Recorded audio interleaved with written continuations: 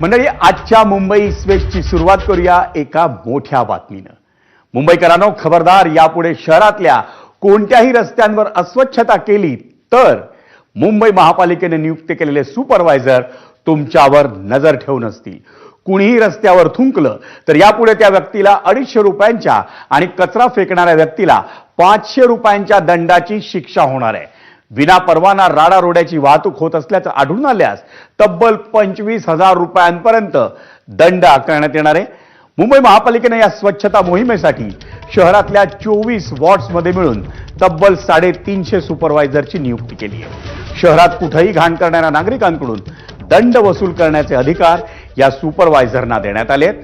त्यानुसार सार्वजनिक ठिकाणी थुंकणं, कचरा फेकणं किंवा राडारोड्याची बेकायदा वाहतूक करणं यावर मुंबई महापालिकेकडून कठोर कारवाई होणार आहे. या मोहिमेसाठी सुपरवायझर पदाच्या उमेदवारांना प्रशिक्षण सुरूही करण्यात आलंय. या प्रशिक्षणानंतर प्रत्यक्ष कठोर कारवाईला सुरुवात होईल. पूर्वीची क्लीनअप मार्शलची नियुक्ती कायमस्वरूपी बंद करण्याचा निर्णय हा मुंबई महापालिकेने घेतलाय. क्लीनअप मार्शलची वाढती दादागिरी आणि त्यांच्या विरोधातल्या भ्रष्टाचाराच्या तक्रारीनंतर हा निर्णय घेण्यात आला होता. दरम्यान मुंबईत अस्वच्छता करणाऱ्यांवर कारवाई करण्यासाठी न्यूसन्स डिटेक्टर सेवेत आणण्याचेही प्रयत्न सुरू असल्याची माहिती सूत्रांनी दिली आहे.